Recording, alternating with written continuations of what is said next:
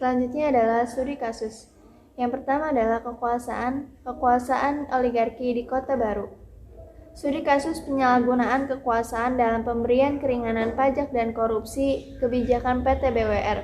Pertama, Kota Batu sebagai sebuah wilayah yang baru memekarkan diri pada tahun 2001 dan daerah induknya Kabupaten Malang kini tengah berada dalam cengkraman kekuasaan oligarkis. Hal itu dapat disaksikan melalui praktik demokrasi yang didominasi oleh kekuatan oligarki. Berdasarkan hasil penelusuran dan identifikasi, penelitian ini menemukan bahwa oligarki di Kota Batu saat ini adalah Edi Rumpoko dan Paul Sasro.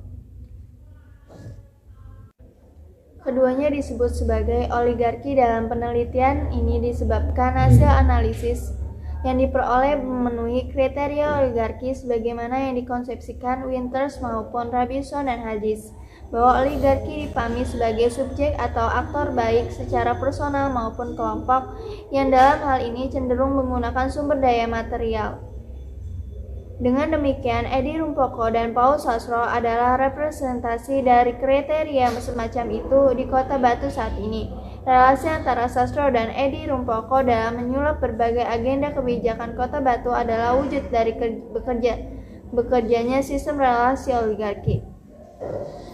Ketiga, struktur kekuasaan oligarki beroperasi dalam bentuk intervensi terhadap kebijakan yang kerap menabrak berbagai aturan yang ada.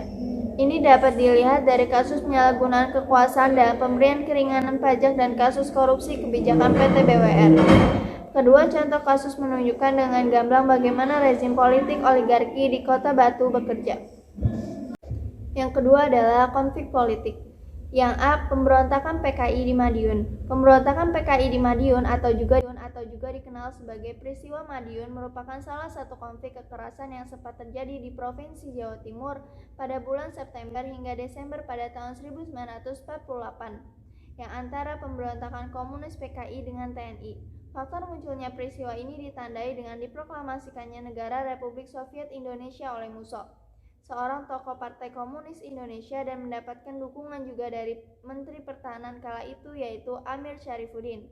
Pada masa tersebut hingga era Orde Lama selesai, peristiwa itu dinamakan dengan peristiwa Madiun atau disebut dan tidak disebut dengan sebutan pemberontakan PKI. Di masa Orde Baru, peristiwa tersebut mulai dinamakan pemberontakan PKI Madiun bersamaan dengan adanya penculikan tokoh-tokoh masyarakat Madiun, baik tokoh sipil, tokoh masyarakat, tokoh agama, maupun tokoh militer di pemerintahan. Yang B adalah pemberontakan DITI. Konflik politik berikutnya adalah Negara Islam Indonesia atau disingkat NII, juga dikenal dengan nama Darul Islam atau DI yang mempunyai arti sebagai rumah Islam. Gerakan politik tersebut diproklamasikan pada tanggal 7 Agustus 1949 oleh Sekar Maji Marijan Kartosuwiryo di Karajan Cisayong, Tasikmalaya, Jawa Barat.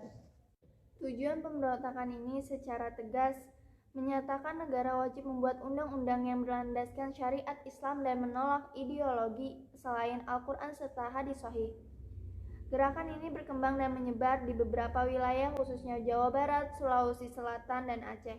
Gerakan ini menjadi terpecah pada saat Sekar Maji Marijan Kartosuwiryo diamankan oleh TNI yang selanjutnya dieksekusi pada tahun 1962. Akan tetapi dia masih tetap eksis secara sembunyi-sembunyi kendati sudah dicap sebagai organisasi ilegal oleh pemerintah Indonesia.